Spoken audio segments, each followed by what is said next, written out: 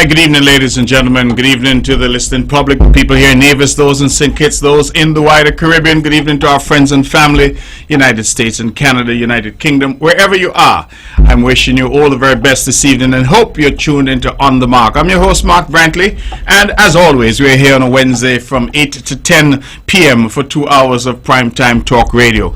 We come to discuss the issues that are pertinent to our people, and we put issues on the table which we hope are of interest to you. And of course, when the lines are open, you can call in and comment on those issues, or in fact bring your own issues to the table. We like to say that we are a unique show, the only show of its kind which has 2 hours of commercial free talk radio, and we like to say that we're all about straight talk. This is a no-spin zone. You may not agree with me, and I may not agree with you, but we encourage everyone to be respectful of each other, and we feel by so doing, we make our own little contribution to our democracy and to strengthening our freedom of speech, which is, as we know, a cornerstone of our democratic process. So, welcome to another edition of the show. This is a political season. We are definitely in the season, and a lot has been happening.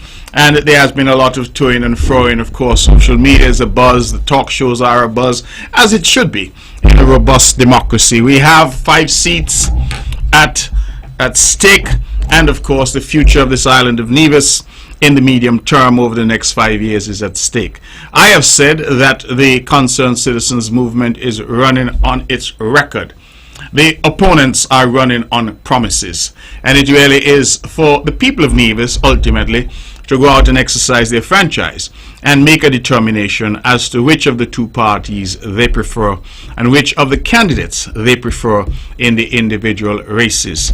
And so we're here. We have 4 currently of the 5 seats. The people of Nevis have been exceedingly good to us, and they put their trust and confidence in us in the last election, which was the 18th of December in the year of our Lord 2017.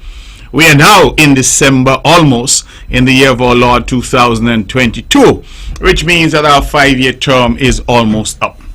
We, of course, have the latitude under the law to go an extra 90 days or so into the new year. And the question will be, of course, what happens? That is, under our system, a prerogative of the Premier, just as in federal elections, it is a prerogative of the Prime Minister.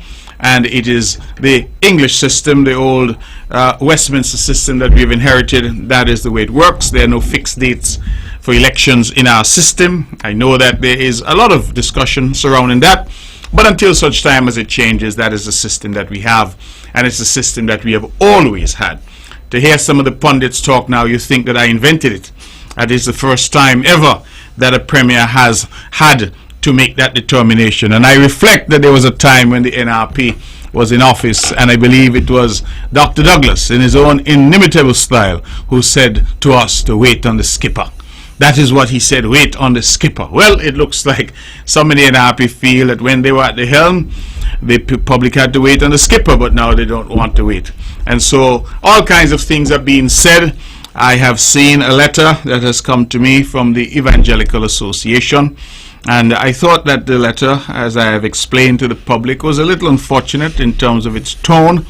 It struck a very combative tone. In fact, the authors of that letter indicated that they did not wish to have an election during the Advent, the season of Advent, which is of course a holy time, and went on to say that if I had an election during Advent, they will not stand idly by. It will be left to the historians to determine whether or not that was a threat, but I think that the language was very unfortunate. I would just want to reassure the church and its members that my office as Premier and myself as an individual, that I have tremendous respect for the church, that I have absolutely no intentions of being at odds with the church. But I would want everyone to understand that just as the church has its role to play, and it would not be for me to interfere in the purview of the church, in its program and projects and principles that it expresses and what it is engaged in, the work of the church, I would be out of order in order to interfere with that. For example, if I were to say that there should be no church held in Nevis on a Wednesday night because On the Mark is on, certainly I think that would be out of place. Equally, I think that the church must appreciate that there are some constitutional requirements and that the government has a role to play. And we need not be at odds. In fact, I have always looked for a position of cooperation and mutual respect. But the church must also appreciate that it cannot, through the leadership of the Evangelical Association, seek to threaten, because I think that is unhelpful. It would be unhelpful if I were to do it to the church. It is equally unhelpful if the church were to try to do it to us. The truth is that an election has to happen. It is equally true that we would have had an election already this year, but we had the intervention of a federal election, which was not within the control of the Nevis Island administration. Our term expires on or about the 19th of December, and therefore we need to have an election by that date, or in the alternative within 90 days thereafter. So we need to have an election, if I were to go from December, January, February, March, by April at the very latest. And the point that I sought to make in my response to the church, and I trust and hope that the tone that I struck in my letter was respectful, because I have nothing but respect for the church. And the tone that I tried to strike there was certainly one of respect to the church and to the tremendous work that they do. It is said that we must not touch the Lord's anointed, and certainly I have no intentions of doing so. But I explained that Advent, as I understand it, starts on the 27th of November. It runs until Christmas Eve, and then there's Christmas Day, and then something called Epiphany starts, I believe it's the 6th of January. Epiphany runs all through January and into February, at which point Lent starts, and then Lent runs all the way into March and into April, at which point Easter starts. And then Easter, of course, runs all the way to the end of April. I say that to point out that we must have an election. It will either be in Lent, in Advent, or it will be during the Epiphany, or it will be during Lent, or it will be during Easter. Because if we were to go past Easter, then we create a constitutional crisis in the country. So this is where we are. That is the reality. And I don't want to prolong the debate, but I think that we just need to be respectful of the various institutions that make up our society, and understand that we are all trying our very best with what we have to work with. And what we have to work with here is a constitution that mandates that an election has to be had. I can't, however, leave this issue without pointing out that I was, to put it mildly, disturbed that a letter written to me in my capacity as Premier of Nevis could find its way into the public domain. The letter was written by the Evangelical Association. It was signed by Reverend Ron Daniel and Reverend Cicely Brown, two individuals that I respect tremendously. And I couldn't understand how that letter found its way onto Facebook and onto social media. If 50 people have not sent me that letter, then one hasn't sent it. I mean, so many people from overseas and elsewhere. And it has whipped up a sort of discussion in the public domain about the church and the role of the church and that kind of thing, and particularly that errant line, and I will put it down to that whoever wrote it just didn't think it through when basically this thinly veiled threat was made that if we were to have an election in December, then they will not sit idly by. And so what does that mean? Does it mean that they would encourage church members not to vote? Will it mean that they themselves will not vote? Will they lead a protest against the government and the party that is currently in government, the CCM? I don't understand what that means. But definitely I think that that line in the letter struck a tone which was unfortunate, and that's the word that I will use. It has, however, created this debate, and the question is that I have asked myself, how did this letter find its way into the public domain, and why was it leaked to the public? What was the intentions behind leaking it? I can assure the public that it didn't come from my office, for sure, because I don't engage in that. And in fact, the response that I sent to the Evangelical Association, I have made a point of not putting that into the public domain either. Whoever leaked this letter, perhaps if they also wish to leak my response, that's a matter for them. But I have not done so. And of course, it would easily have been done just to complete the narrative, if you will, in relation to this particular piece of correspondence. But that is not the way I operate. I think that government should function in a particular way. Not that I'm suggesting or advocating that we be opaque, but I believe that certain things, particularly matters which are delicate, such as this, that there is no good that comes from putting these matters into the public domain and creating an unnecessary stir. It is ironic that the Evangelical Association talked about how elections can be divisive, because by leaking that letter to the media and to the general public, it has created some divisiveness and some division within our society where people are now debating. And one of the questions somebody asked me, quite frankly, is, is it okay to have the carnival celebrations? And we all know what happens during carnival. I hear those pundits who are saying that carnival is a time of bringing people together. That may be so, but the conduct during carnival is, I don't believe, godly in any way, shape or form. And so it's interesting that carnival happens during Advent. It happens all throughout that holy time, and there has been no difficulty, it seems, with that, and nor am I suggesting there should be. But here we are, where the church is essentially saying that an election which is constitutionally due and entirely proper that it happen, that is somehow going to be an issue, and that is going to be divisive. I don't see that it needs to be divisive. My own posture in relation to elections is, if you stay within the bounds of talking about your ideas and talking about what you propose to do, as we are doing, running our record, I don't see where the divisiveness comes in. I think the divisiveness comes in because of the tone that some strike in connection with elections and the approach that they take and what they say and what they do. And we have seen some vicious attacks already launched by the NRP in relation to us and our candidates. And all I will say to them is, all of us know how to cuss. We grew up in villages where we hear cussing, we learn it from young. And I was born in Hanley's Road, and I grew up in Brownhill, and I could cuss like anybody else. But at the end of the day, after we would have cursed each other, after we would have said all manner of evil against each other, I want to just ask rhetorically, how many jobs does that create? How many people does that educate? How does that advance our healthcare system? How does that grow our economy? How does that help us on issues of energy, climate change? How does it help us deal with waste or plastics? How does it address crime?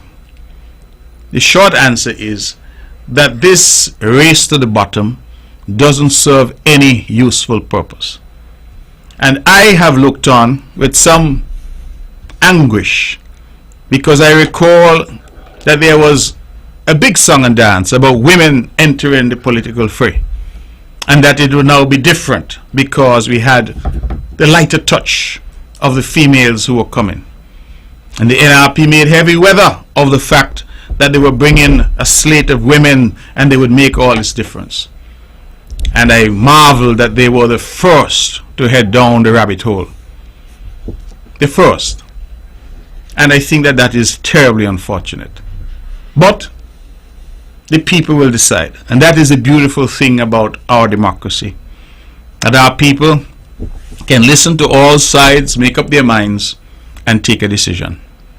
The NRP is all over the place. They are in one breath going to New York to meet with members of the diaspora, and in the same breath cursing and saying people coming in to vote, and there is something wrong with that. They are in the one breath seeking to embrace non-nationals, and in the same breath abusing and cursing that non-nationals are voting for the CCM.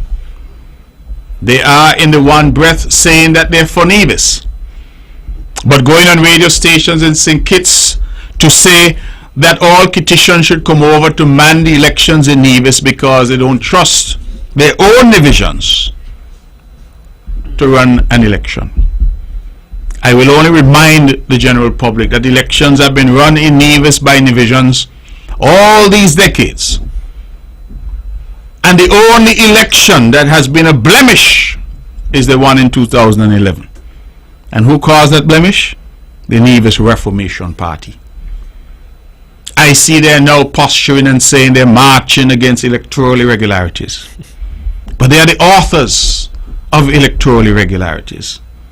In fact, I was shocked and dismayed being abroad and tuning into this grand march that they were having to see leading the march none other than Hensley Daniel, a man who has the dubious distinction of having had his seat declared null and void by a court of law and upheld by the Court of Appeal. Why? Because of massive electoral fraud, where hundreds of people were summarily removed from the voters list in order to secure victory for the NRP in 2011.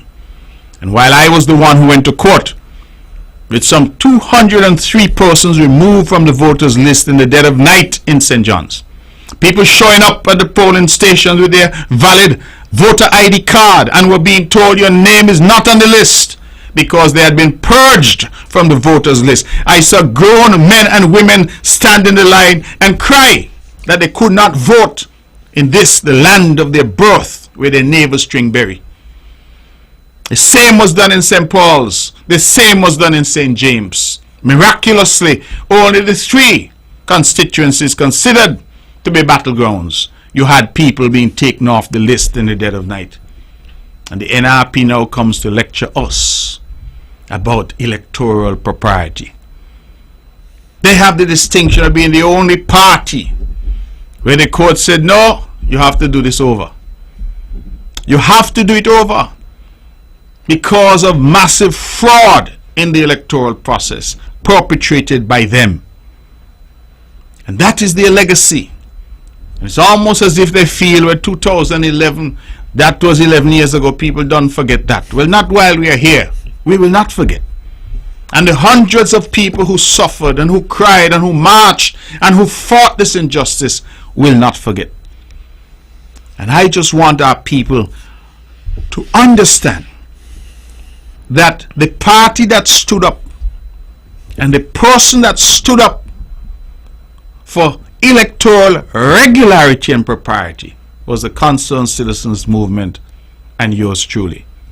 I went to court. The decision that was handed down in my favor.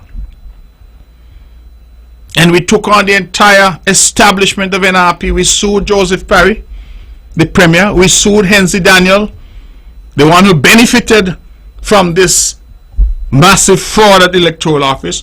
We sued Bernadette Lawrence, who was the registration officer. We sued the supervisor of elections.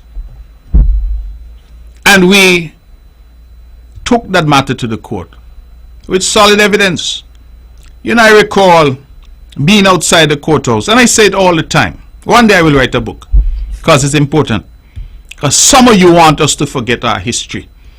But I stayed outside the court, a small, short lady showed up. In a very timid voice, she said, I have come to give evidence in this case. And my lawyer was the great Douglas Mendes. Douglas said, what is your name? And when she gave her name, he said, but your name is not on the list here for witnesses.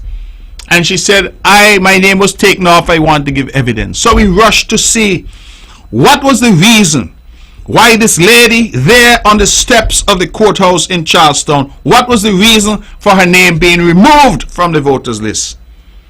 And when we look at the reason was that she was deceased. Well, that sounds like a big word, but it means she dead. And the woman walked to the courthouse steps to say she has come to give evidence. This NRP had removed her from the voters list, saying that the woman was dead. And I remember like yesterday when she took the stand, very much alive, that the great Tony Astafan, senior counsel for the NRP, stood up and said, oh my God, Lazarus has risen. That was his comment. That was his comment. Lazarus has risen. Because a woman whom the NRP said was dead as the basis for removing her from the voters list showed up in court to give evidence. The court had no choice. The fraud was so blatant and so obvious. And so we went back to the polls in 2013. The people had a chance to vote. And the result was an overwhelming victory for the Concerned Citizens Movement. A victory that had been denied for 18 months. But a victory nevertheless that came. And so when I hear them now talking about irregularities and electoral problems, I reflect. The OS, CARICOM, all of them have been here for the last few elections. And none of them have identified any irregularities. In fact, as I pointed out, the only election when the irregularities were such as to lead a court to overturn an election was the NRP sponsored and orchestrated fiasco of 2011. And I think our people must remember these things. So when they start to attack Mr. Bailey and decent people in the electoral office, they forget what it is they used to do. They forget how it is they used to seek to manipulate the system. And here comes the devil now trying to correct sin. I am saying that we must reject these types of posturing. But when you consider, you soon start to realize that the reality is that the NRP is searching desperately for an issue. The vacuous statements are simply not working. They cannot find a reason why people should dislodge a government that has been working for them for the past 5 years. A government that led them successfully through the COVID-19 pandemic, the biggest challenge that any government in the history of this island has had to face. Certainly in the last 100 years. They have no answer. And so they're fabricating stories now. And as I said some other place, this reminds me of going into a race that you know you will lose. So before the race starts, you start to say all that is wrong. So if I'm going to race against Usain Bolt, before the race starts, I give my interview and I said, I have a hamstring that has been bothering me. I hope the hamstring doesn't bother me in the race tomorrow. Oh, these shoes, these track shoes are too tight. I really hope that they don't slow me up tomorrow. Oh, they say the track is going to be wet.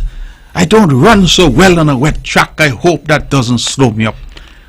So when Usain laps me, I said, oh, I did have that hamstring problem. You start to tell the story long before you lose. So when you lose, you come back to say, this was the reason that you lose. The NRP knows that they're headed for defeat. In fact, I found it instructive that the St. Thomas's seat that they had always taken for granted, that the incumbent over there, the Honorable Cleone Stapleton Simmons, made a statement that they advertised to the world saying that she was ready. But I thought what the statement showed was fear. Fear. Because to hear the Honorable Cleone Stapleton Simmons say, we will defend St. Thomas's at all cost. I said I would never in my wildest imagination thought I would ever hear an NRP candidate in St. Thomas's have to utter those words. I spoke to a friend of mine in St. Kitts today. And I said to her, that is like Dr. Douglas saying he has to defend St. Paul's in St. Kitts. At all cost he will defend St. Paul's. That, to my mind, tells me that we have a battle in St. Thomas's. And that is unprecedented.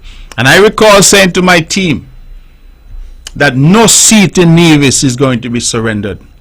No seat in Nevis will anybody be allowed to take it for granted. We will fight in Gingerland. We will fight in St. John's.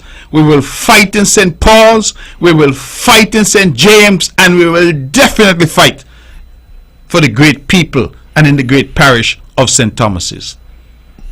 We will not allow any of our constituencies to be taken for granted. So when I heard an incumbent NRP in St. Thomas's say that she will defend at all cost. It was not a battle cry. It was a cry of desperation. It was a cry of fear, because I believe she hears the big blue machine coming. And that is what we're here to do when we say to the good people of St. Thomas's that we offer you good representation. You have seen it at work in the other constituencies, and we are asking you to come on board as well. Ladies and gentlemen, I have with me a guest this evening, and we had a public meeting last night in Hamilton, and I believe he was easily the star of the show because he came with some vim, vigor and vitality to make his case and to articulate the position as to why he is the only brand in town. Now, I campaigned with this gentleman in 2017, and in that campaign he said to the people of St. Paul's, give me the opportunity and I will earn the rest. So I'm asking you to invest in me today, and the next time I come, I will run on a record that demonstrates that I've earned your trust and your confidence. The NRP has been all about the length and breadth of Nevis. What is their message? Nothing is happening in Nevis. They drive on new roads, but they say nothing is happening. They go down, they enjoy the Mondo track, nothing is happening. They go and pay their bills at the new Treasury building, nothing is happening. They take the water taxi to St. Kitts every day, but nothing is happening. They look at the social security figures just like we do and see the increase in jobs. In fact, between December of 2020, at the height of the pandemic, we had 4,600 registered workers with social security. I am pleased that the last numbers I saw as of July 22nd, 2022, we have 5,600, which means that we were able to recapture 1,000 jobs between that period of time. They see what is happening.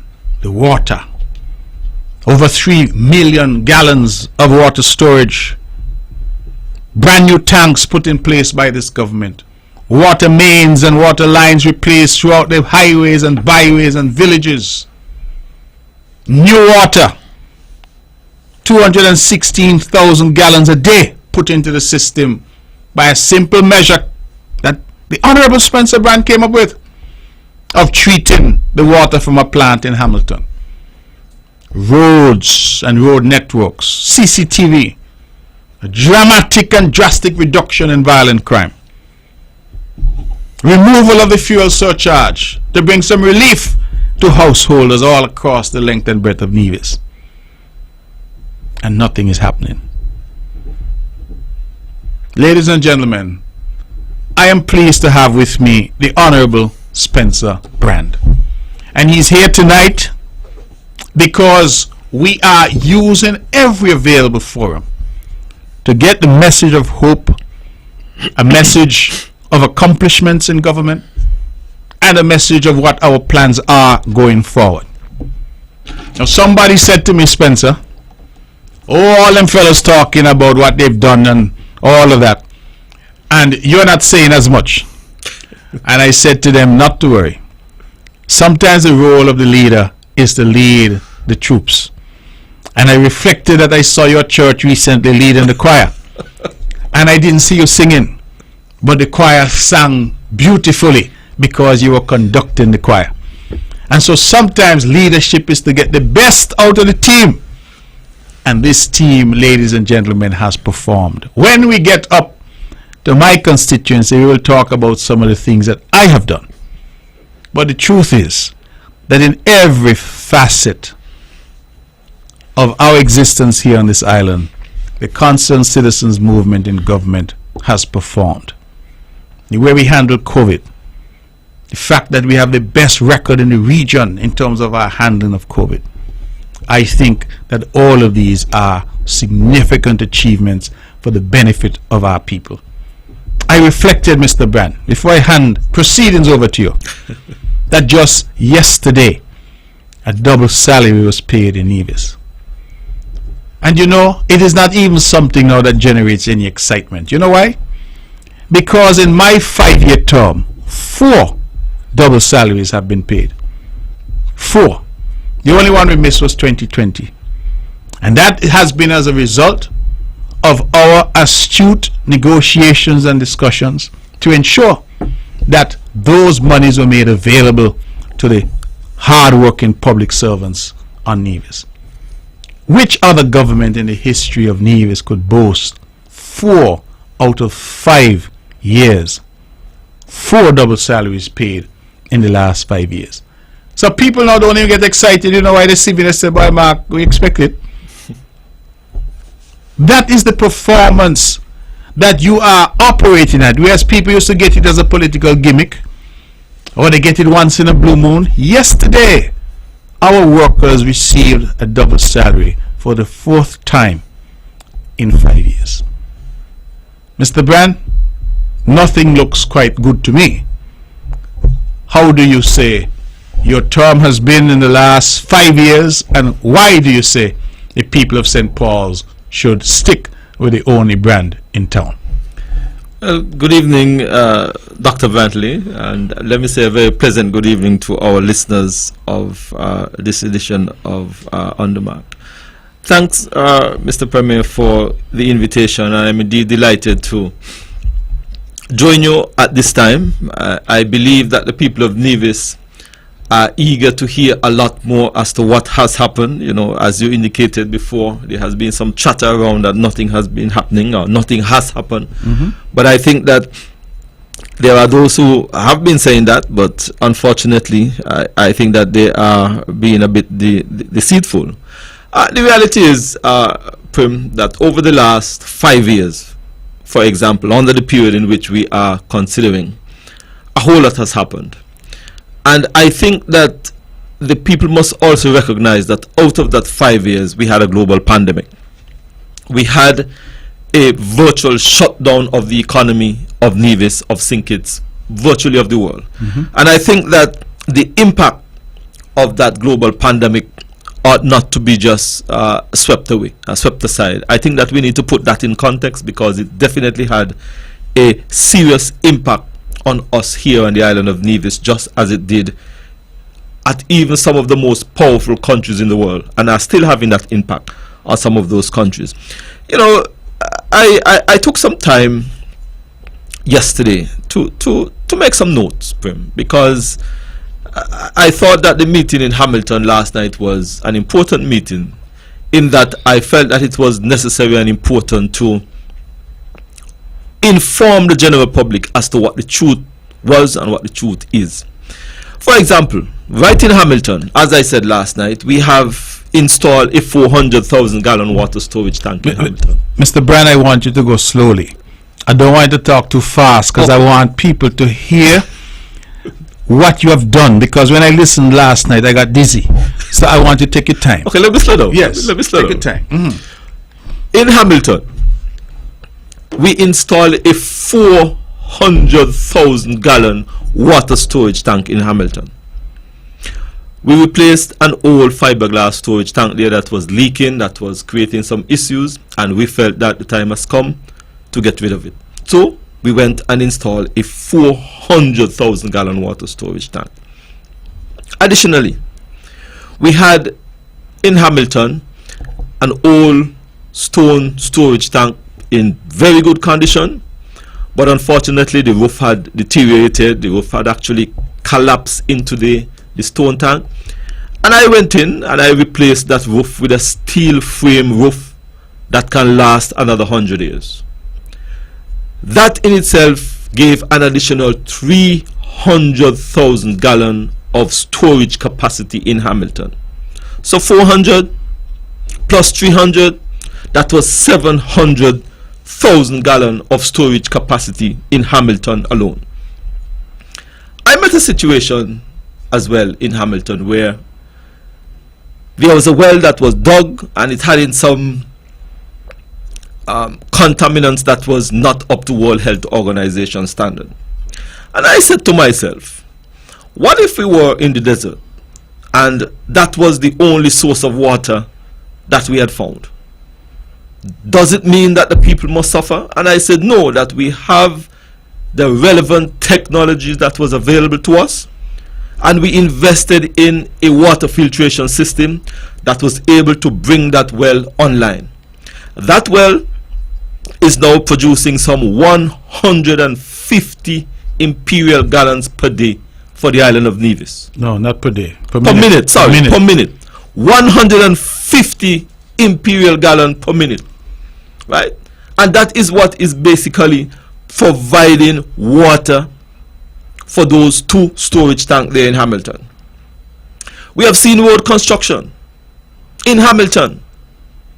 I met a situation where in parts of Hamilton there were 2 strips of road, and I said no, we can do better in that part of the village. That was one of the first stretch of road that I did as the area representative, from the Mills and Jones family all the way over to the Stevens family. I went in and I constructed that stretch of road. In Hamilton and in Charlestown in general, the Nevis Island administration did not own any land per se. And in the various communities keep clamoring for certain community facilities. In Hamilton, right below the Baby Bear Nursery Center, we would have purchased some lands there all the way back in 2019 to construct a community facility there. COVID came and we had to derail those plans. And I'm saying that that piece of land is there for the people of Hamilton to ensure that we construct some community facility there in the village of Hamilton in the next dispensation. We had another situation in Charlestown of housing, and I looked the length and breadth of St. Paul's to find some land. Found some land in Hamilton, we found some land at the top of Craddock Road. And at the moment, we have seen 14 families in Hamilton. Let me say that again. 14 families in Hamilton that has now had access to homes in their various, in this parish, in this constituency. Before, those families may have had to go Maddens or Zion, and a lot of them are reluctant to do that. And I will say to you, Prim, that those 14 lots in Hamilton, we had over 150 applications for those 14 lots. You hear what I'm saying? Over 150 applications for those 14 lots. So, when I hear this talk that nothing has happened, I am just giving you some information alone that has happened in Hamilton alone, where we was last night. In Stony Grove, we have done some road construction from DC all the way around to the Sixth Form College. We have partnered with the Ministry of Youth and Sports, and we have seen the complete renovation of the Sicely Grell Hall and the Dover Stevens Netball Complex. And I want to say to all of Nevis, if you haven't been in the netball complex for the year, there will be basketball there on Saturday and on Sunday. Take a look at the netball complex. You will be amazed. It is almost a brand new spanking facility. And let me use this opportunity to appeal to our people, please, to take care of these facilities. The government would have expended some significant sums of money to renovate this facility, and I'm appealing to our people to take good care of it so it can last for a very, very long time. We have seen the resurfacing of the tennis courts right there in Stony Grove. We have seen some road construction as well in Stony Grove. And I marvel that some people say that nothing has happened, but yet they are driving on new roads every day. Right? From right there by the water department barbecue area all the way up to Pastor Salome James in between Upper Stony Grove, significant road construction was done, but yet nothing has happened. You know, we have bought 2 pieces of machine recently, a milling machine and a new paver, and we have milled from the Hosfords hardware store there in Stony Grove, all the way down to Rams with that machine. And we have asphalted that area as well. We have milled from the roundabout all the way up to the water depot, the water department depot there in Stony Grove. All of that was done, but yet some people are saying that nothing has been done. In Government Road, the entire stretch of Government Road from just below the hospital all the way down to the Island Main Road. Let me say that again. The entire stretch of Government Road just below the hospital all the way down into Charlestown, let me put it that way, has been milled and resurfaced. We have seen at the top of Government Road the acquisition of some land right there at the top of Government Road and the intersection of the bypass road. Some lands have been acquired for the people of Government Road, again for another community facility. And I'm saying to the people that all of these are being done by your representative. In Ramsbury, we have dealt with some drainage issues in Ramsbury. And, you know, there was just this, I think that it may have been a simple project where there was some stagnant water in the area of flow office going back to the field. And you know, I look at that quote unquote simple project, but it have had a big impact on the children of Stony Grove, on the children from Government Road, on the children from Hamilton, because they had to traverse that area to go to the Charlestown Primary School. And whenever there was heavy rains, they just could not pass because there was a puddle of water there. We went in and we remedied that situation, and now the area is completely free and easily passable. We have seen some upgrade in our water distribution along the road of Johart Chop. Those who live in the Ramsbury area know where Johart Chop is. That area was serviced with a 3/4 inch water line. We went in and we installed a 2-inch water line to service that area. We continue to ensure that we deal with some drainage issues in Ramsbury. In the area of Sylvia Thomas, a number of families in that area often were affected by flooding. We went in and constructed a U-drain, and some 6 or 8 families can now sleep good at night, because whenever you often had heavy rains, some of those properties were prone to flooding, and we went in and we remedied that situation there in Ramsbury. And I look at Chapel Street, look at Main Street, look at Prince William Street, look at Drew Street, look at Happy Hill Alley. All of those have been resurfaced, improved drainage. Look at what we've done with the Anglican rectory, the wall and the walkway, the Methodist Church. I'm so happy to see now that the Methodist Church have, and let me use this global platform to make an appeal to all of the men, because they're not boys anymore. They're not boys anymore. To all of the men who would have attended the Charlestown Boys School, to please go and make a contribution to the Methodist Restoration Fund. I am using this platform to make that appeal, because I believe that the Charlestown Methodist Church would have allowed us, one, to get our primary education, and to now be able to make a contribution back to our society. So I want to use this platform to appeal to all of the men who were once boys, who attended the Charlestown Boys School, to go and make a contribution to the Charlestown Methodist Church Restoration Fund. There is that good lady who was once the head teacher of the Charlestown Secondary School, Miss Jennifer Hodge. They can talk to her, and they can speak to Jasmine Paris, former banker. I believe those are 2 persons who are instrumental in that restoration fund. And I want to say to all of those men to go and make a contribution. We have seen Prim, you know, another project that I forgot to mention last night, and I was taken to task about it after the meeting. The Charlestown Primary School office expansion.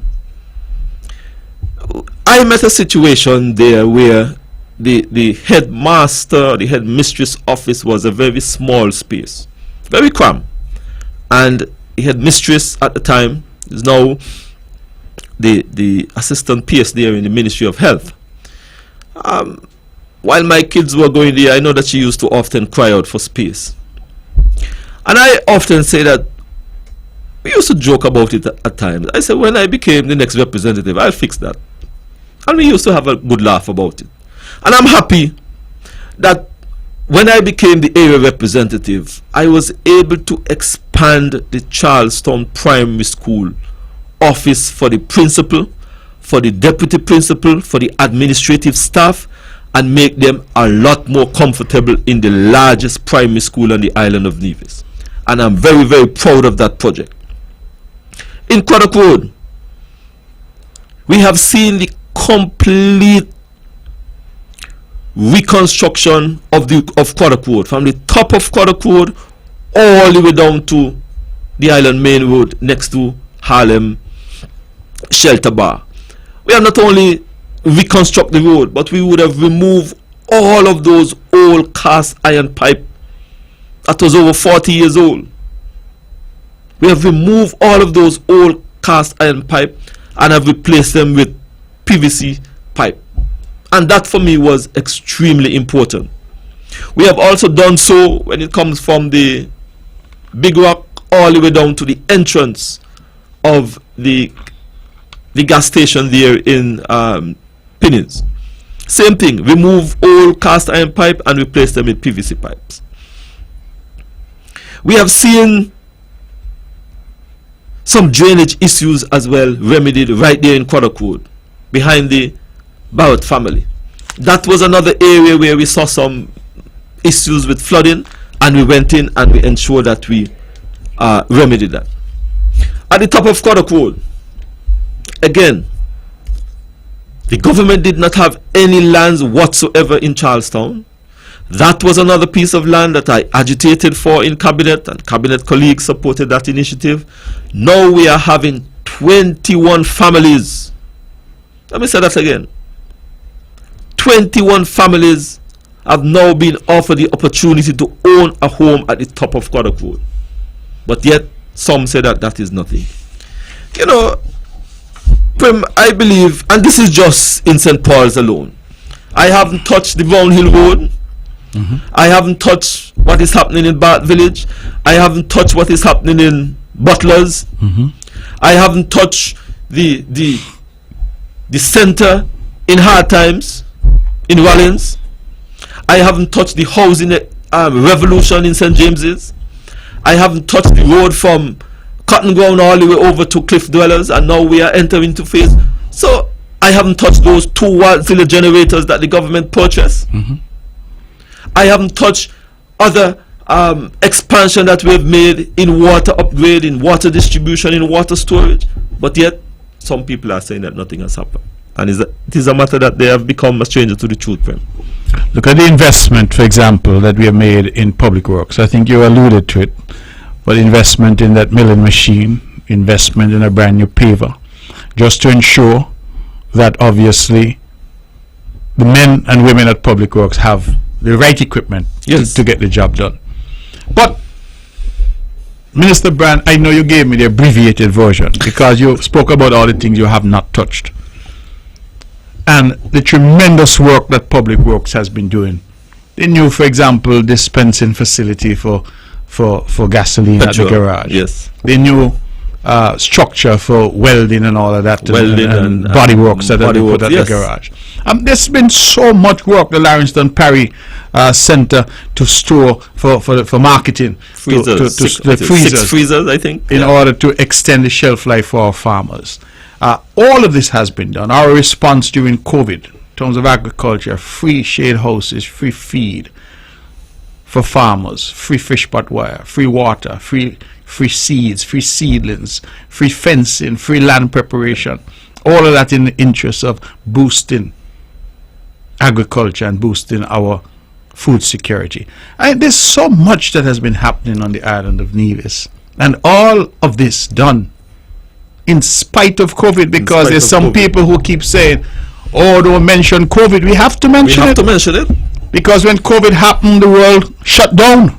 Absolutely. The world closed down, and a lot of people seem to have very short memories. Well, clearly the NRP does, because, as I said, they're out there saying they're campaigning against electoral irregularities when they are the masters of electoral irregularity. So we have to continue that and to engage in that. 2 new ambulances. First time in the history of the island we've had 2 brand new ambulances at the same time. We are currently installing a state-of-the-art CT scan. CT scanner is already installed. We don't need to do training now. 128 slice Philips costing over $1 million US. Best in the world. The first in the history of St. Kitts and Nevis, and only the second, I'm told, in place in the entire Eastern Caribbean. Our mental health center there in Prospect. Just commissioned. Right. So I am not sure this dialogue, and that is why I feel, because if you keep telling people rain is falling outside, rain is falling, and people go out and the sun is shining brightly, after a while you lose something that, to my mind, is the most critical ingredient of a successful politician. You know what that is? Credibility. Yes. Credibility. Could people start to say, well, I cannot trust anything that you're saying?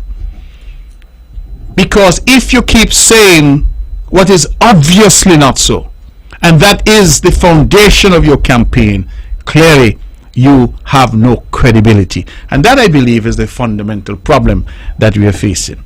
So, Spencer, you have set out a laundry list of what you've been able to accomplish in St. Paul's. And I say to the people all the time, that is why you elect representatives, for them to come to the cabinet. I recall very well when you came, and there was resistance. Let's be honest. There was resistance, because when there's scarce resources, yes, fellows around the table have to jockey.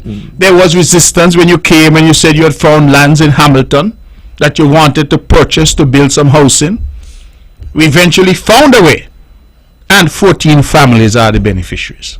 In Hamilton alone. You came back, you said you had found some more lands at the top of Craddock Road. And again, there was some pushback. We said, well, we don't have the money, etc. And the reason, and I think we should explain to the public, the government doesn't have lands in those areas. So we had to buy lands from private landowners and then turn around and develop those lands for housing. And an additional 21 families.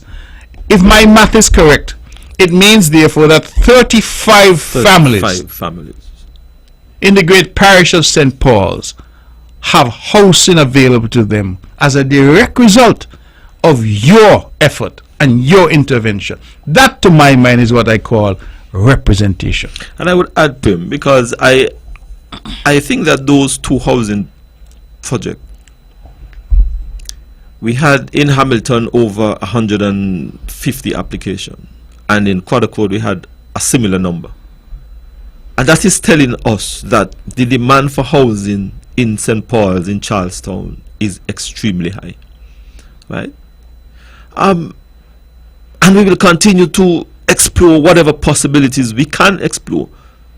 I know that lands in and around St. Paul's are a bit more expensive than in other parts of the island. And I know that there are persons who wish to stay in St. Paul's. But the reality is that at some point, once we have the necessary resources, I'm hoping that we can find some additional lands. I would add the Tivet Center in Gingerland, right? Tivet Center, and I'm really eager to see this program get on stream and online, because I believe that it exposes our young people to certain technical skills that is going to be able to earn them a lifelong living. They will be able to have a skill and a trade that they can earn a living from. And importantly, they would have a piece of paper. Because the truth be told, we have some very good mechanics, we have some very good electricians, we have some very good persons with technical skill, but it does not necessarily have the piece of paper to say that they are trained in those areas. And I'm saying that this TVET program is going to move Nevis leaps and bounds along. the office, the principal office at the Gingerland Secondary School was done under our watch. Right? We did an interpretation center in Gingerland where those men who have oversight over the mountain, so to speak, in Rollins, they have that interpretation center to ply their trade and to make sure that certain things don't happen in the environment, and they can allow the government to see certain things that are happening in the environment. And that is a very critical development there for us at planning and our development. And so I am at a loss as to how some people can really say that nothing has happened. It really baffles me. And during the COVID pandemic, we kept all of our workers employed. Every single statutory corporation, every public servant, and all of them were paid on time and in full. When we look at what happened in other places where people are being laid off, we took that decision. In fact, let me commend you, because we had this discussion in the cabinet, and the members of cabinet decided they would take a pay cut. Yes. People forget that, you know. In fact, I did not take a salary as premier for 20 months. You and the rest of the team agreed for cutting your allowances and cutting your salary. Yes. For 3 months. I recall that vividly, and this was done, symbolic, yes, but it was done to show the people of Nevis we were in this with them. With them, absolutely. When the vaccines came and people were skeptical, we were the first. I was the first to sit down and get my jab, because again, we demonstrated leadership from the front. We haven't even touched on the movie industry, No? Spencer. When people say it was impossible to do, we now have a movie industry employing 90 people here on the island of Nevis. But not just employer, they are being paid at some very handsome salary. Absolutely. And I want the people of Nevis to understand, this is what I'm talking about. Our people here on the island are capable of doing anything that they put their minds to. Absolutely. Right? So movie come, whatever it is that come, our people can adapt, they can pivot, and they can perform and perform well. And they are doing and performing exceptionally well in the movie industry. We look at manufacturing. I told somebody the other day we have galvanized that is being made in Nevis. We have fencing wire that is being made in Nevis. We have masks that are being made in Nevis. We have rum that is being made in Nevis. You know, we had windows used to be made in Nevis, right? Well, I recognize that. Sadly, the gentleman has passed. I understand that right? he passed. Yeah. But we have doors that are being made in Nevis. Molding that is being manufactured in Nevis. Kitchen cupboards. Kitchen cupboards. In fact, the artisans in Nevis have done most of the kitchen cupboards in places like Christoph Harbour and Kitchen Hill. They have done a lot of work on sink. On sink kits. So the reality is that there is so much that is happening. And don't forget, we are making some of the best rum around the place. Well, you know when Nevis does, we do it the best. And so the reality is, ladies and gentlemen, we've set out, and we could talk all night about what has been happening. But it is 9 o'clock. And I'm sure there may be those out there with a few questions. The Honorable Spencer Brand is my guest. If you're just tuning in, ladies and gentlemen, you're listening to On the Mark, straight talk across the Narrows. I'm your host, Mark Brantley. And with me tonight is the Honorable Spencer Brand. And he has come to make his case, and I think he has made a most compelling case in terms of his record of performance in the last, I want to say 3 years, because 5 years sounds long. The truth is we had an interruption for 2 years due to COVID, but certainly in the last term. We're getting ready for an election, certainly. When it will come, we will have that soon. But in the meantime, we're making the case, and Mr. Brand is here, and we will take your calls at 869-469-1616 and 869-469-1700. While we wait for the phones to ring, Minister Brand, we can look at some of the plans going forward. And those plans certainly are plans that will involve you and Public Works in a significant way as the Minister of Works. So for example, we've been talking about that long-awaited South Coast Road to open up those hundreds, if not thousands, of acres of land along the south coast of Nevis, from Long Point going all the way around to Hickman's. And that, to my mind, is akin to the Southeast Peninsula Road in St. Kitts in terms of opening up an area that is currently inaccessible. We have somebody on the phone. Let's take this call. Good evening, you're on the mark. Good evening. Good evening to you. Good evening. How are you? We're well, thank you. I would like to have a question for Mr. Premier. Sure, I'm here. Are you on? You're talking to me. Okay, good evening. My name is Earl Brown. I'm sure you know me. I'm from Bath Village. Okay. I've been living in Connecticut for 52 years, and I moved to Florida 6 years ago. And I traveled to Nevis many times. Your dad and my dad were good friends. They went to England. And I grew up at Bath Village. Mm-hmm. And when my mother was alive, I used to travel to Nevis quite often. I was there the last time in 16. But before I start, it's about the cemetery. These three young ladies were, when I was growing up in Nevis, there's no way you would catch us walking by the cemetery because when it's dark.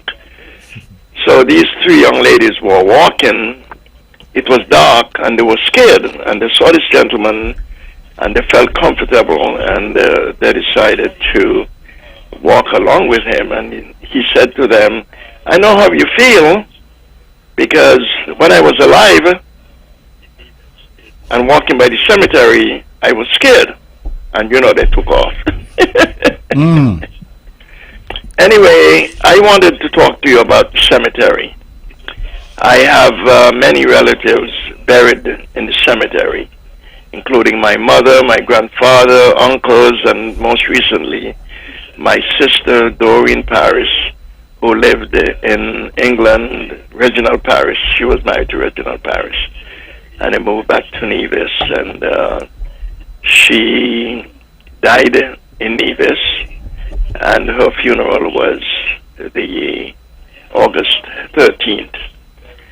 The animals is the problem. And this was before your time. It's been going on for a long time. The animals, when I was growing up, the animals were controlled. I see animals in Charlestown, cows in Charlestown. Anyway, I just wanted to know what plans we have to control the animals from entering the cemetery. I was told that the agricultural department is responsible for cleaning the cemetery, and they don't do it, but I'm talking about fencing it to keep the animals out. My sister's grave has already been overrun by the animals, and don't put flowers on the graves, because the next day they won't be there. Now, I was speaking with someone about it. I talked to a few people, and I decided I'm going to give you a call. I never listened to you before until last week, but I came on too late.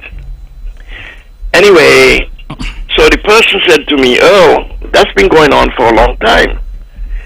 I said, Jean, a friend of mine, do you think that the cemetery should be fenced? She didn't answer my question. So I said to her, men have been abusing women and beating women for many years. Do you think that should stop? Or it should continue? She got my message. She said, well, if you talk to Mark is going to say, I'm going to talk to the agricultural department. I said, Jean, that's not the way it works. We have to budget for it. And they said, I understand it, the Taiwanese, the park over in Pinnis. Over in Pinnis. Not Prospect. Pinnis. The park in Pinnis. Are you there? Yes, we said to you that the park is in Pinnis. Yeah, the park in Pinnis and the sports complex as well. And they have to budget for it. I said maybe we can beg, because the cemetery is sacred ground and we need to have it fenced. So I know this is before your time, Mr. Okay. Premier. Yes. So I just wanted to know what we really going to do about it Okay. to keep the animals out. All right. Thank you very much for your call, and thank you for tuning in. You said last time was your first, so we hope you become a regular listener and contributor. The truth is that we have had, in fact, more than one proposal to fence the cemetery, and we think that eventually it will have to be done. But you have touched on a number of different topics, so to speak, because the fencing of the cemetery is one thing, but the reason why you're suggesting it be fenced is because of the animals.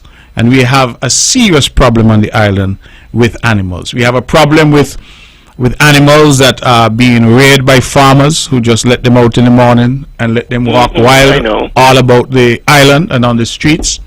And we have, of course, the added problem of the donkeys that used to be used for transportation years ago but have since been let loose and are multiplying and are about the place. Those are the two sets of animals that create the most havoc in terms of not just the cemetery, but frankly you see them all over. You mentioned seeing them even in town sometimes. We have appealed to our farmers because while we want to encourage farming and encourage greater food security on the island, we have also said that our farmers have to be responsible. Absolutely. And some of them, frankly, are not responsible because they just let these animals go, and the animals create accidents, they create all kinds of problems on the road. And so we continue to work with our farmers. Where the government has land available, we have made land available to them, and we have encouraged them to act responsibly. Sometimes we have farmers who, for example, the butchers go and said, can we buy an animal or can we buy 5 animals from you? And they say, no, they have none for sale. But a week later they come and they make the most noise and say, dogs enter their pens and kill 20. So I often say to the farmers, listen, make a decision as to whether or not you're really farming for commercial reasons, or as one of them told me some time ago, he just liked to see the animals. Because at the end of the day, the animals, when they're let out and let loose and not controlled, they create a problem, and that is part of the difficulty. The donkeys now is a different story. Yeah, I've seen that. Right, because the donkeys have been let wild and they are multiplying. We are going to have to cull. That's the reality. We tried it, I think it was 3.5 or so years ago. The agricultural department had an exercise where we were culling donkeys, and there was a huge hue and cry here, led by the opposition, that we were somehow slaughtering donkeys and we were creating this problem. And I will tell you, somehow they sent my details to some animal rights people in the United States. Yeah, I heard that. And I got hundreds of emails from California and from all over, people telling me how cruel I was because we were trying to control the donkey population by culling. And I had to point out to them that even in the great parks and reserves in the United States, they have culling. They cull bison, they cull buffalo, and they even have hunting season for deer and other game in order to control the population. So that is not something that is unusual, but unfortunately it became a hot political topic here, and that program was put on the shelf. We need to go back to it, because the only way we're going to control the population of donkeys is to do some culling and hopefully drive them back into the wild rather than them now coming close. As somebody commented to me, the donkeys, like, they only want to eat grass now. They're eating garbage. So all they do is go into the garbage pails, they pull down, they make a mess of the place. And that is what is happening. So there are two issues.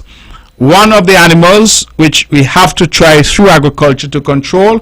The second issue is to beautify and keep the cemetery in a state that is respectful to those who are laid to rest there. And we are committed to doing both. So you're right, we'll have to do the necessary budgeting, but that is something that we're committed to. Yeah, can we, as I said, maybe beg, get a grant maybe from the Taiwanese, or, Well, we can certainly look. That is a question of where the funding will come from. But of course, first we have to have the plan and the costing. So we have to do that, and we are going through a budgetary process now, so we certainly can look at that. Okay? I would love very much if that could be taken care of. All right. Mr. Premier. Yes. And I saw some photos of you with your daughter in England, so I think they graduated. Congratulations. Thank you very much. Thank you. I do appreciate it. Thank you. Okay, take care. Thank you very much for your call. We're taking your calls, ladies and gentlemen, at 869-469-1616 and 1700. Let's go straight back to the phones. Good evening. You're on the mark. Yes, good evening. Concerning the South Coast Road, what kind of timetable are you looking at? Because the reason I ask is because you probably have to do a feasibility study. You have to do surveys in terms of identifying points of, well, boundary marks for persons who own in the area. Then make proposals, seek financing. Wait a minute, the whole works. You're looking at 5 years on the road, 10 years on the road. What kind of timetable are you looking at? Well, caller, what we have done, as the Premier would have indicated, we are in the process right now of formulating our budget. And one of the line items that we have put in our budget from the Public Works Department point of view is we have allocated some funds there to do just that, to do the feasibility study, to look at the possible design and look at all of that in the next budget cycle. So we have basically begun the process in terms of allocating financing to do that initial study, to do that initial work. We have had a preliminary outline from a surveyor. It may change, some alteration to it, but the process, so to speak, is based on allocating some financing for our next budget cycle, and that is what we have done. But in the interim, financing for the actual work on the ground should start, because you're looking at feasibility study could take a year and a half. Design could take as much as a year. Yeah, but you can't know the cost until you've done the feasibility. Yes. So you can't actually to the road have the financing to do the road until you have done the necessary work. But you could identify possible financing. Oh, well, that's fine. Yes. But even if you identify it, you still have to go with the necessary documentation to get it. So we still have to do things. These projects are clearly projects that have to be done in a particular process. There's a process to get to them. We already have the preliminary markings, as we've indicated, from a surveyor. We now have to do the design and the feasibility. Yes. We expect that all of that can be done in the coming year. And once we have that, that is when now we get down to brass tacks about costs. Yes. There is, for example, a debate. Some of the colleagues in the cabinet are suggesting that we make it a coastal road, so that it can. The coast is being eroded. Exactly. Rapidly. Right. So but the suggestion is you make it a coastal road, so that the road itself becomes protection against the sea. You see, like how, for example, Hunkins Drive has been done.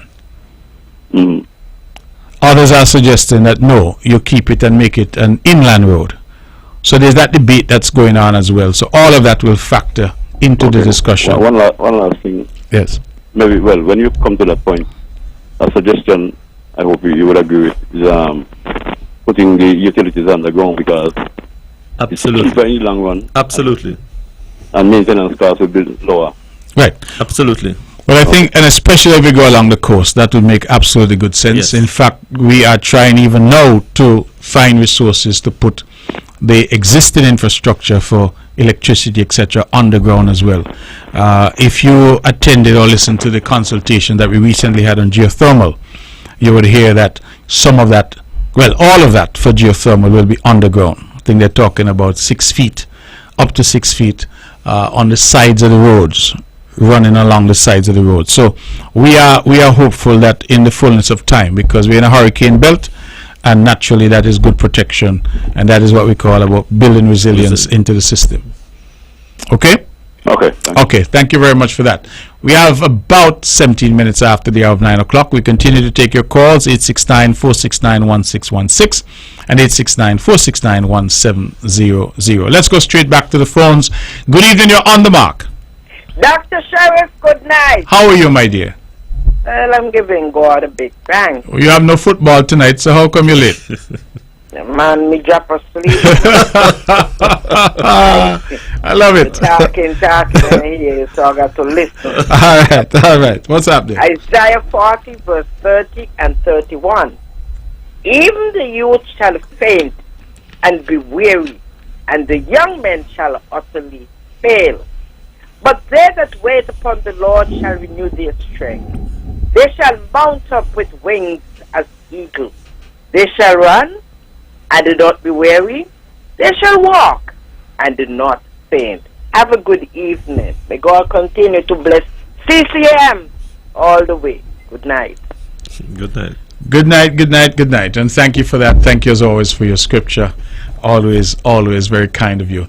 Minister Brand. Yes. Some additional projects. We're talking about separating finally the sixth form and creating a purpose-built community college for the young people of Nevis. We are very excited about, of course, the thrust that we're making in renewable energy. In fact, as you know, we got a further update today to say that everything is now ready to go before the CDB board for the 9th of December. And we are very optimistic. I want to get that call. That would be an early Christmas gift if we can get that call that funding has been approved. It means, therefore, that we can go into January full throttle in relation to the geothermal project. And that has been the difficulty we've had throughout these years. Really has had to do with the availability of financing. That has always been the difficulty that we face. So we certainly look forward to that. And we have a host of other significant projects that we would want to do. Certainly we've started some already. We've started the reception area at the water taxi pier. We've started already the road. In fact, I was quite impressed to see all the cattle long part already milled.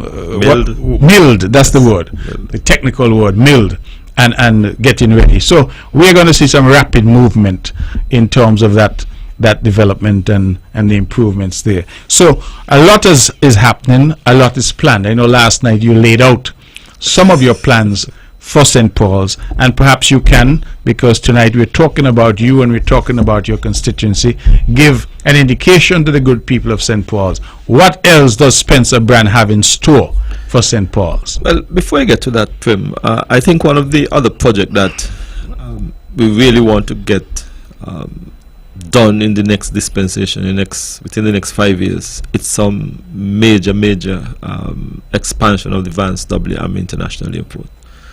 I think that we have reached to a stage now where if we are really serious about the expansion in our tourism, and if we are really serious about ensuring that we can be connected, so to speak, much more easier, I think that we'll have to ensure that that project at the Vance W. Army International Airport is done to the extent that we can be jump on a plane, hop on a plane. Some people have asked the question, well, why do we need another international airport? And I've said to some people, what if, for example, a flight is going into St. Kitts and you have some bad wind, bad weather, and does the plane really need to turn around and go all the way back to Miami? I know they can have an option of landing in Nevis, and I think that project, I believe that we basically would put us in a position really to see the rapid expansion, because it's extremely difficult at times to get to Nevis. And I think that with the kind of high quality tourism product that we have on the island of Nevis, some of the best properties here in Nevis, world class service, I think that would open up our tourism market to even a much wider market. My plans for Charlestown, someone said to me last night, look, as I want to spend off all the government money in Charlestown. But I think that we have reached to a stage now where a number of things, I think, are necessary to take place in Charlestown. Last night I pointed out a few. We have in Charlestown a fisherman's pier that was damaged some years ago by a hurricane. I really want to see that pier get reconstructed. I have looked at the two bus lines, one from Ginger and one from Newcastle, the service that they offer, and I feel that we can do something a lot better than what is now being offered in Charlestown. I think sometimes when you have rains and you have inclement weather, it's a struggle for people to get in and out of those buses. And I feel that it is time that we can really see two modern state-of-the-art bus terminals. And that is something that I would really pursue in the next dispensation, to construct two bus terminals. I have quietly identified some properties. Some of them are overgrown, and I think that oftentimes we look at properties and some people don't realize the value or the transformation that those properties can make once someone go in and do something with it. So that is something that I would really wish to see come to fruition. Two bus terminals, one for Newcastle side and one for Gingerland side. We have the lands there in Hamilton that we want to put a community facility there on. As I said earlier, we have had over 300 applications for homes at Craddock Road and at Hamilton combined. I have been scouring around again in St. Paul's for additional lands. But I think that that's another area where I am hoping that in the next dispensation we can find some additional land and construct at least an additional 50 homes in St. Paul's. I asked the question last night again. We have the facilities in St. Paul's where our cultural complex is being. I think that we have planned before, just before COVID, something we had called a City Fest. That is something that I really want to see come on stream. We have some talented people in St. Paul's, and I think that they can use that City Fest to display their talent, to showcase their talent, showcase their skills, and that is something that I definitely want to see. A boat lift, we have a number of small, medium-sized boats that ply the trade between St. Kitts and Nevis fishermen, and there is really no facility that can take them out of the water in very short order, and that is something that I want to pursue, to see a boat lift. Again, we have Gallows Bay, and I think that we are surrounded by water, and I want to see that our people are exposed to the opportunity of learning to swim. That was something I did as a teenager, and I believe that we can utilize Gallows Bay to ensure that we teach our people in St. Paul's how to swim, and I think that we can expand that as much as we can to ensure that we teach our people how to swim. The Ramsbury Playfield, again, I felt that it has great potential, and I feel that with having it fenced, with building some facilities there, we can see that facility be utilized a whole lot more and create some activity there at the playfield there in Ramsbury. This is something I have shared with the Ministry of Youth and Sports already. We have a concept. Ministry of Youth and Sports has basically endorsed what we're thinking. Cricket Association, the president sat with them, had discussion with them. And I think that they are basically in favor of what I was thinking, and where we want to move forward as it regards to that field. We have talked about a community facility there in Ramsbury. That is something that I still am hoping to pursue. Again, that was derailed by COVID. I think that the resources that we had for some of these projects had to be diverted to education, had to be diverted to healthcare, had to be diverted to agriculture. And the ministry that I lead, a lot of it is a lot of infrastructure expenditure. But when COVID came, we really had to pivot. We had to divert a lot of those resources to, like I said, education. I think that we brought on a number of persons. Sure, we fitted our schools. Went online and so on and so forth. So Same thing with agriculture. We made it a point that we wanted to make sure that we can feed our people. A lot of financing was pushed towards agriculture, healthcare, to our social services. So I think that people need to appreciate that COVID, there was no manual and no script for COVID. You basically had to make sure you get it right, and you get it right the first time. And I think that we have done a reasonably good job in ensuring that we got it right. And now that we are coming out of COVID, we can now refocus some of our resources on some of those. In Stony Grove, I really want to see a clubhouse there for that wonderful group there in Stony Grove. I know it's something that we have talked about for some time. I spoke about as well the old customs building there in Charlestown. I think that's a piece of property that is a gem, so to speak, in Charlestown. We just need to be able to repurpose it, get it renovated, and have it utilized for our people. So all of those have some drainage issues in Ramsbury, some roads that we need to get reconstructed. That is high on my agenda as well. And I think one of the other areas that I am hoping that we can make sure that we bring online in the new dispensation is we are bringing online the TVET program, but I think also in our various communities we would ensure that we do some additional training, skills training for our young people. I think that there are a lot of opportunities that we want to create for them, and that I believe would ensure that we but like I said, those are just some of the initiatives that I want to bring online, and that is just in my constituency alone.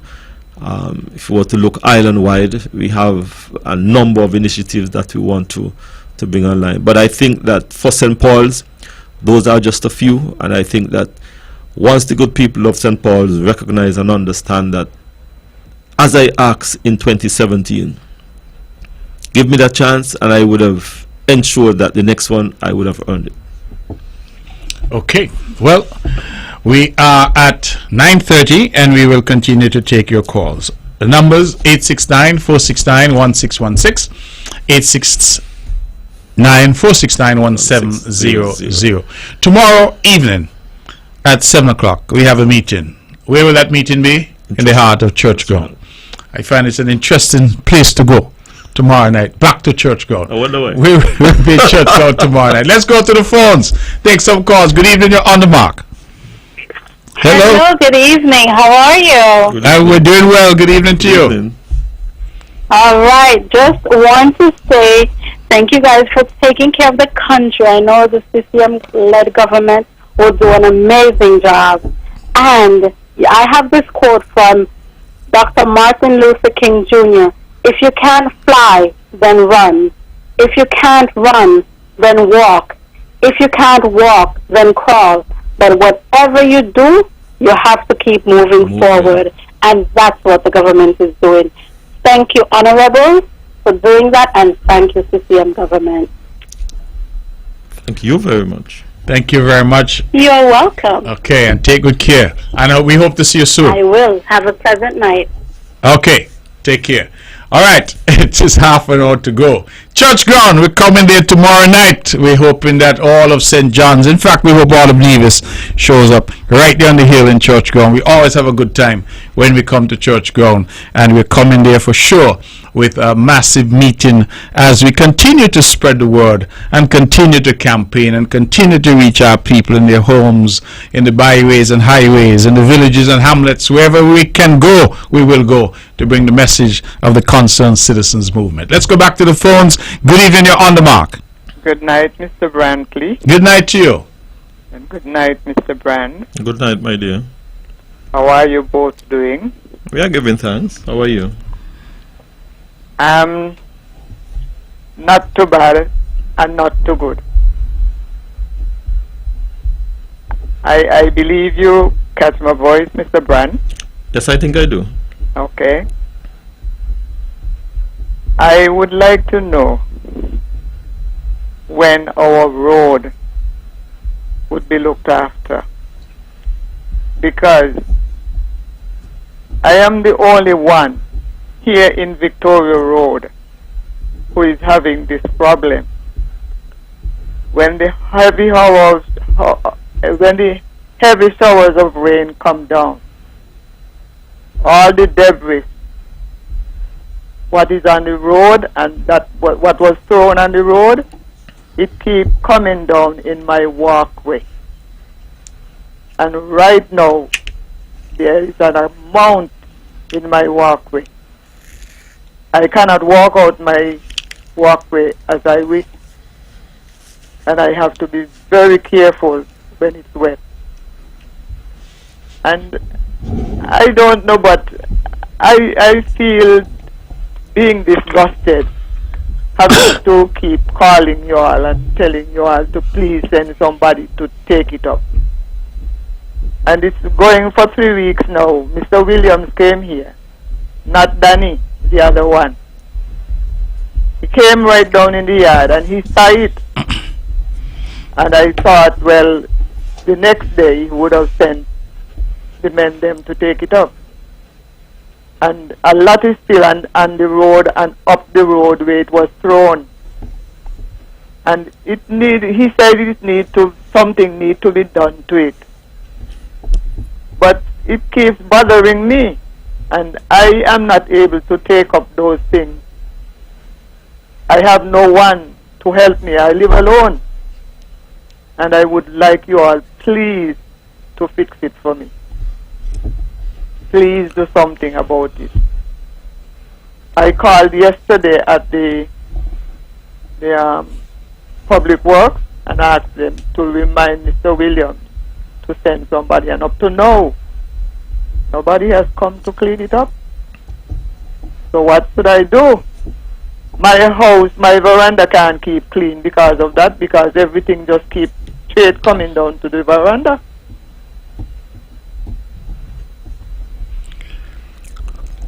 All right. You would have alerted me of this situation some time ago.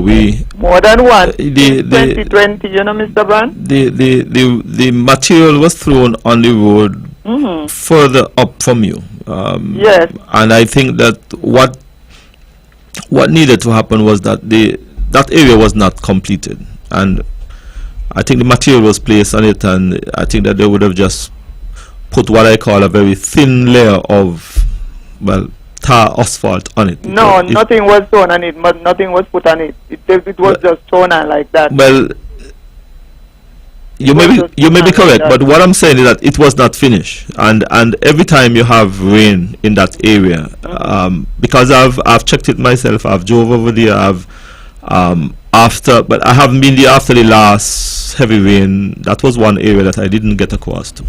But I can assure you that before the week is finished, we will have all of that removed from.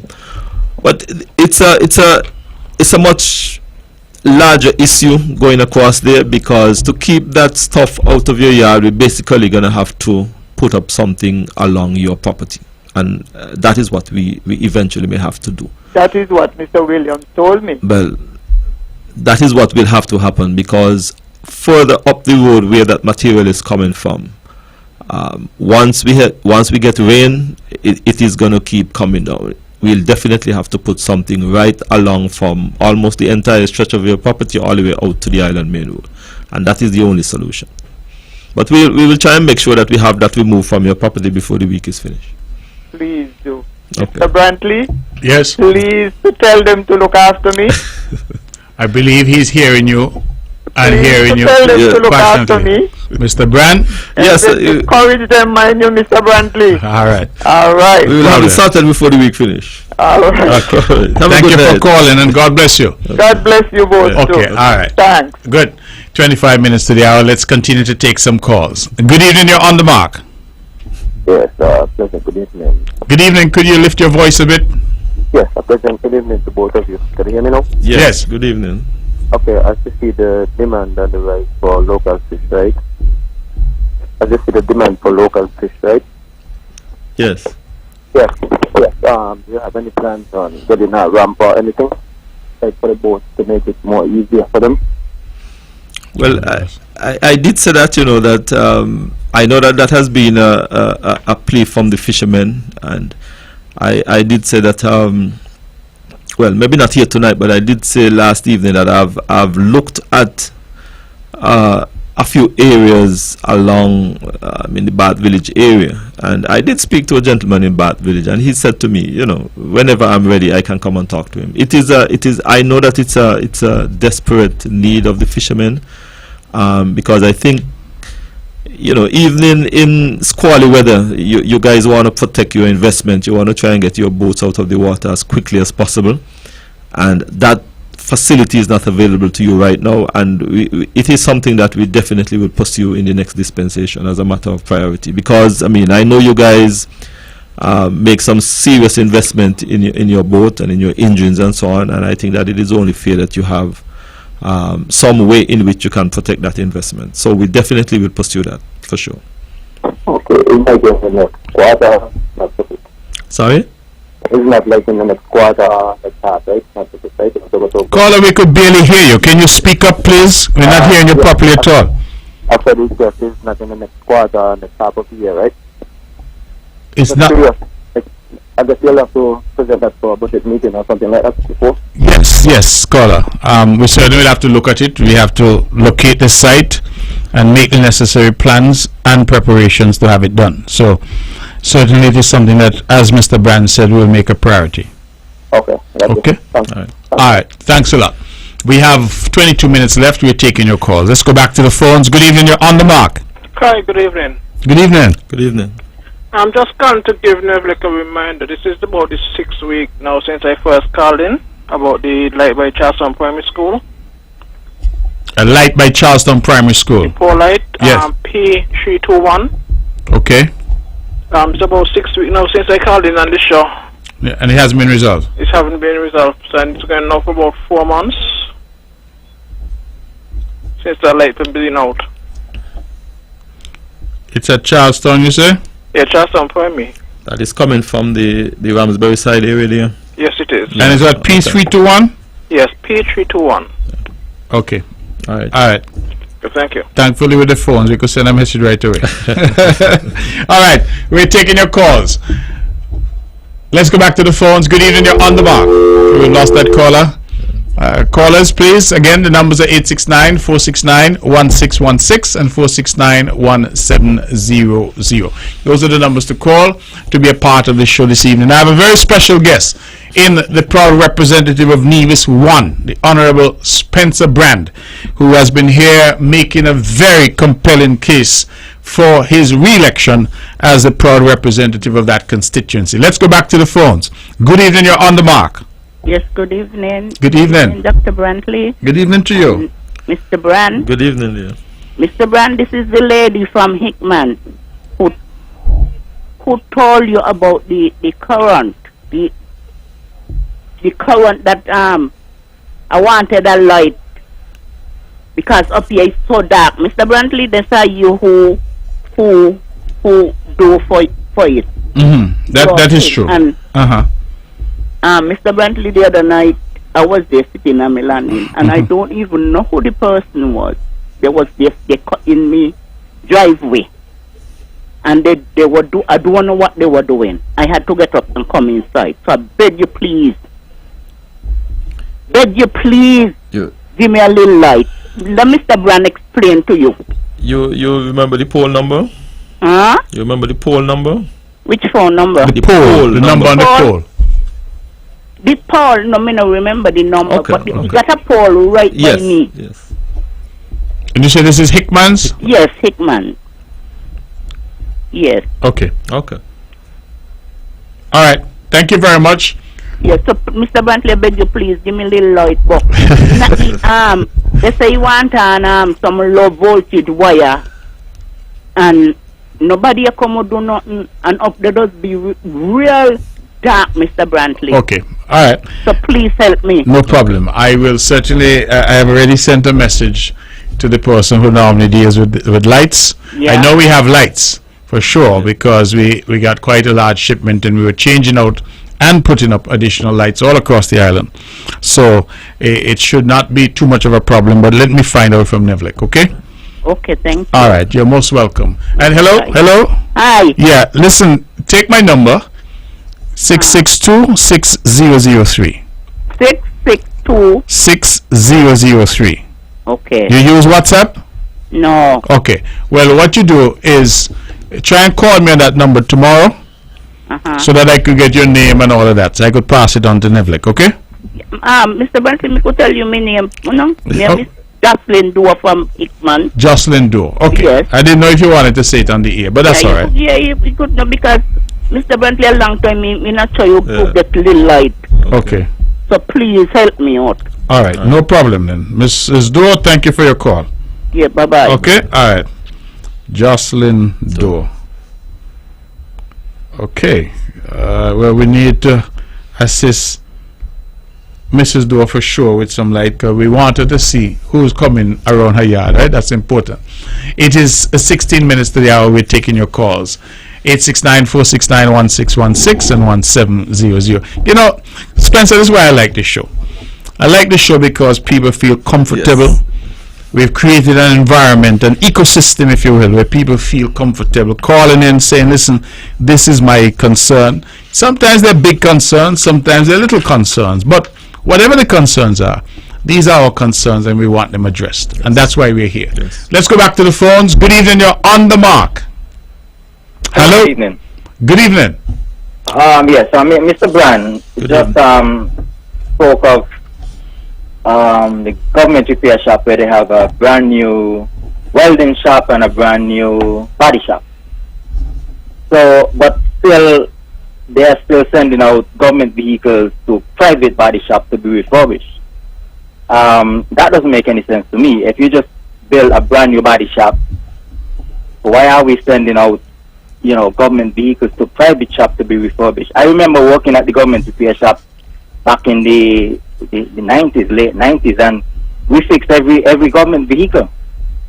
Government vehicle didn't have to go to no private shop to do body work. We do body work and we paint everything. Me and a fellow named Jimbo. So now that you have new equipment and a new facility, how come you're still sending out government vehicles to private shops? As a matter of fact, back when I was working there, we used to even work on private vehicles, because I could remember one time a government vehicle hit a private person's vehicle and they brought it to the shop and I fixed it. So, that doesn't make any sense to me. And Mr. Brantley, earlier you spoke about some new jobs. You have some data from Social Security about this amount of jobs. Are these jobs government created these jobs, or are these jobs private people created these jobs? Because I think it's unfair for the government to be taking credit for private jobs that private people create. So, could we have some explanation on that? I'll listen up here. Okay, so caller, when we talk about jobs in the economy, whether government, private, or whoever. Jobs are jobs in the economy. Any country reporting on jobs will tell you what the number of jobs in the economy look like. And that is when we look at employment, we look at it in the broadest sense. As you know, not everybody can work for government, but the government through its policies can create an enabling environment to generate jobs in the private sector. An example, as a response to COVID, we waived the 10% alien landholding license fee, so that realtors could move a lot of these old villas that they had on their hands. And over $100 million worth of villa sales occurred on this island in that period of time. People are now renovating those villas, adding swimming pools, etc., which has led now to jobs being created in construction. We decided that we will remove all duties and all VAT and other charges on any construction project over 30,000 EC dollars. And a lot of people have decided, let's take advantage, and have started to do construction. In fact, at my last check, we had 168 active construction sites on the island of Nevis. Again, that is government policy that is driving jobs in the construction sector. So, the two are connected. And when we talk about jobs, we always look to jobs that are created through government policy. We brought a movie industry here. Those are 90 jobs that we never had before, because, of course, that movie producer is hiring local people and making movies here, an industry that is brand new to us. We have offshore banks, we have all these entities where people are working. All of those are private sector jobs, but as a result of government environment and the environment created by government policy. So you can't when you look at jobs say, oh, government or private or who take credit, because I can assure you that if unemployment is raging, the government will have to take the blame for that unemployment. So that is the situation, and that is the explanation that I can give to you. Well, caller, you address me on a particular matter, and right now you are correct. We are in the process of completing a building there at the government repair shop to do spraying in the inside of that building. What I met there at the government repair shop was that these guys was doing their spraying like on the tarpaulin in an area there that was not desirable to do spraying. So some of that work is now being contracted, so to speak, to private. We are in the process of making that transition from a lot of that work from private back to the government repair shop. And we wanted to make sure that we had the necessary facility to accommodate that. So in very short order, we are expecting that a lot of that work would now be done by the mechanics and the team there at the government repair shop. So that is is where we are headed. So, caller, we hope that we're able to answer those questions. We have another 11 minutes or so left. Let's go back to the phones. Good evening, you're on the mark. Hello? Hello? Yes, you're on the air. Go ahead. Sympathy to... This is Paul Clown speaking from St. John. Sympathy to walk from Harris Road to the family. Sympathy to the family. Okay. From Paulette Lawrence. So, Paulette, who's with St. John? Who has passed? Paulette? I couldn't understand what Paulette is saying. She says sympathy to the family, but I'm not sure who has passed. So, all right. Let's continue. Perhaps someone else will call in and clarify for us, because it wasn't at all clear. But again, it just shows that this is a community show. Yes. We talk about politics, we talk about extending condolences to people, extending birthday greetings to people, dealing with issues, street lights, dealing with stray animals. We deal with everything on the show. It is definitely a platform, I think, that is quintessential in the vision now. I think I can say that. It's been here for a good 15 years or so, so I really do feel that this is a platform that has contributed. Ladies and gentlemen, we only have 10 minutes left. I have with me my very special guest, the Honorable Spencer Brand. We will be in Church Ground on the Hill tomorrow night. It's going to be a very special night in Church Ground. We're asking people to come out and be a part of the CCM team. We had a meeting last night in Hamilton with a lot of energy. I think the feedback has been phenomenal. We are a party of ideas. We're on a platform where we're sharing our vision, looking to the past in terms of our record, and sharing our vision for the future. Absolutely. And I believe that people can feel comfortable that they have a party that delivers, because we have demonstrated that. And I can't be more proud of the record that we have had, particularly in handling the COVID pandemic, which brought everybody to its knees, but Nevis, with the grace of God, is still standing, and we're looking forward. The tourism season is looking up. Four Seasons is telling me that they're almost already full in terms of their bookings for festive. The other hotels are also looking good. We have some 48 or so cruise calls. We know we get the small cruise ships. We're expecting just over 18,000 passengers. When we add crew to that, we're probably going to be up at about 26,000 people coming via the cruise route. We are also getting cruise ship passengers from St. Kitts. Nevis is now a very popular tour. In fact, I saw some footage from Pinnis Beach a couple of days ago, and the beach was full. And I'm told that tomorrow we have over 400 persons are coming over and going to be there tomorrow. So And Mount Nevis will be back online again. It's, from the 2nd of December. very good news. So the Mount Nevis reopened, more jobs. Yes. And so to that caller who called before, when these things happen and jobs are created, they go into the job numbers and they speak to the environment that the government has created. So certainly Mount Nevis reopening, excellent news. We look forward to Nisbet Plantation. There's some transactions supposed to happen there. We are hopeful that that can come on stream. Montpelier is back. Paradise Beach is almost finished now with their brand new kitchen. The kitchen had been burnt down. They're building a brand new restaurant, and so they are now going to be open for business, full-fledged, very shortly. So a lot is happening. Matter of fact, I saw that on the beach, where we are going to kick off the next phase of that project at Pinnis Beach, we have a situation where we have Turtle Time being constructed, and we have the other restaurant, I think it's called Zanzibar, something like that. They too are going to be reopening soon. So we are finally seeing that this is moving forward, and that is what we're looking for. Now somebody has called off the air to say that the lady who called was sending sympathy, condolences really, to the family of Herman Nathaniel Maynard, aka Wop, from Handley's Road. I know Wop very well. I really did not know he had passed, and so I too would like to join and extend my condolences on the passing of Herman Nathaniel Maynard. Interesting, because I've known this gentleman all my life, and the only thing I knew him as Wop.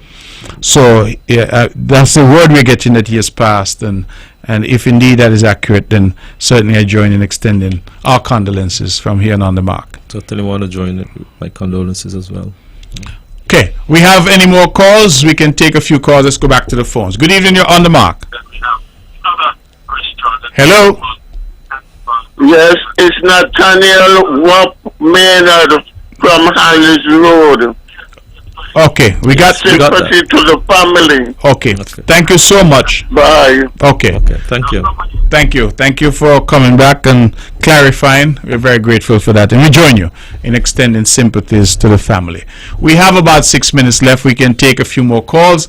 869-469-1616 and 1700. Again, a big reminder that tomorrow we will be at the top of Church Ground Hill, and we're inviting one and all to come out to that meeting. I feel it's going to be an exciting meeting. I think a lot is happening, and we're inviting one and all. Please come out, hear the message of the Concerned Citizens Movement as we make the effort to take all 5 seats on the island of Nevis and continue the excellent work that we have been doing. Let's go back to the phones. Good evening, you're on the mark. Mr. Brantley, good evening. Good evening. Good evening, calling from St. Kitts. Good evening. This is about my 3rd visit to Nevis, to visit the bath stream in Nevis. And I think there should be something should be there for a little privacy. It is too open to change your clothes. Okay, so caller, I can tell you that we have already all the plans approved and finalized to do a facility there, bathroom, changing room facility. We have not constructed it yet. Frankly, we have a contractor. We have everything. The only reason we haven't constructed it yet is because we've been having a bit of a debate with the historical and conservation folks who, as to the location of the bathroom. We have selected 2 previous locations for the building, and they were not in agreement with those.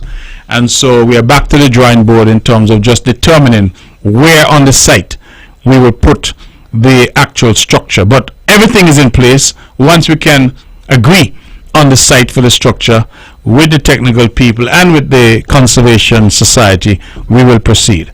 So that is a project which, frankly, we had hoped that we would have it ready for December. We have been delayed, but the funding and everything is in place to have it done. Okay, thank you. Okay, you're most welcome. So that is certainly an improvement. The bath stream that is long overdue and necessary. Let's go back to the phones. Good evening, you're on the mark. Hello? Okay. Hello? Yes, you're on the air. Go ahead. Good evening. Good evening.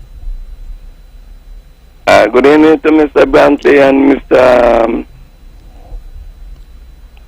Mr. Brand. Good evening to you. Good evening. I'm calling from St. John. Yes. This is I'm just want to find out. Can you give me a little rundown about Keith Scarborough, this and that? He's my Californian, so I want to hear what's happening to him and let me know what's happening. Well, as far as I know, I've spoken to Mr. Scarborough. Just, I believe I spoke to him a few days ago, certainly via WhatsApp, and he's doing much better. A lot better. He is in the UK, and I expect that, God willing, he should be back with us very soon. So he looks well. He sent me a photo, and I am really expecting that he should be back with us soon, and trust and hope that God is going to continue to touch him and heal him and bring him back in pristine condition. He and I tend to play golf together, and he beat me the last time, so I told him he must come back soon so that we can go and play and I can take my revenge on him. So he's looking forward to that. Okay, thank you very much. Okay, you're most welcome. All the best to the CCM team. Thank you. I shook Mr. Brantley hand in Tatola. I live in St. John, but I happen to be in Tatola when you all was there, so I know I shook his hand. Oh, okay. Know me. All right. Good. Well, good. Thank you for coming and appreciate it, okay? Yeah, you're welcome. Okay, God bless. All right. Mr. Brand, we only have 2 minutes left, so I'll give you the 2 minutes to wrap up and remind the people of St. Paul's why it's the only brand in town. Well, thanks, Prim. Thanks for the invitation once again, and I just want to say to the good people of St. Paul's, and really throughout the length and breadth of Nevis, that Concerned Citizens Movement Party is the party that they can trust. We continue to deliver for the people of Nevis, and we intend to continue to deliver for the people of Nevis after the next election. I want to encourage our people not to be fooled by persons who are coming with promises. You have our record, you have seen us at work, you have seen what we are capable of despite a global pandemic, and I'm pretty confident that in the next dispensation we are expecting to deliver a whole lot more for the people. St. Paul's, you know me, you see me, you have seen me at work, and I'm ready to do it all over again and even more. I want to say to the people in all of the other parishes to stick with your CCM candidate. In St. Thomas's in particular, I want you to come home to CCM. So at the end of it, we can have a government that is a reflection of all the people of Nevis and ensure that we can deliver for the whole island of Nevis. Well, Minister Brand, I want to thank you for being here with me. On the Mark is a huge platform, and I was sincerely happy to have you and for you to have the opportunity to make your case. Nobody could make it as good as you, and I think you laid out tonight a raft of things you have done and a raft of things that you have to do. The work is still not yet complete. That's it. And we need that support in order to continue to do the work. I keep saying to people that no matter the criticisms leveled at us, and we live in a democracy, so we must expect criticism, the one thing that nobody has said about us is that there's any hint of scandal surrounding this government, and that makes me proud. So you have a record of performance, and you have no hint of impropriety on our part. And I believe that is the kind of government that the people of Nevis deserve. Unlike others we have seen in the past. We won't get into that because we're sticking with positivity and we're dealing with the issues at hand. Thank you, Mr. Brand, for being here. Ladies and gentlemen, thank you for having me. Thank you for your calls.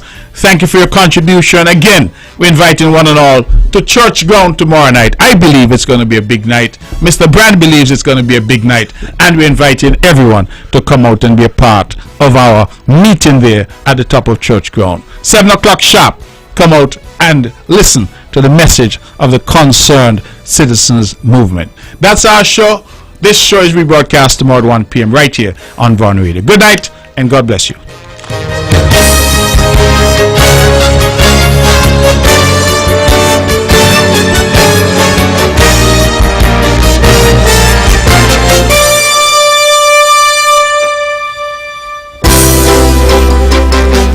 And opinions expressed on the preceding program were solely those of the participants and do not necessarily reflect